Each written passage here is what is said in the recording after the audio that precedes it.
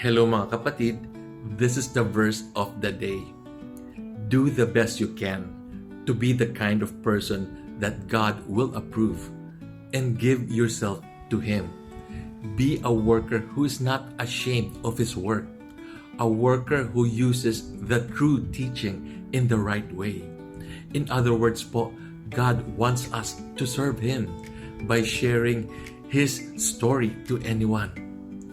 For instance po, we can let people know about His ultimate love for us, His death on the cross, His resurrection, and His gift of salvation.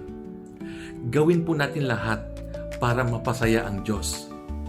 Magsipag, maging tapat, at ituro ng tama ang Kanyang salita. O siya, God bless mga kapatid.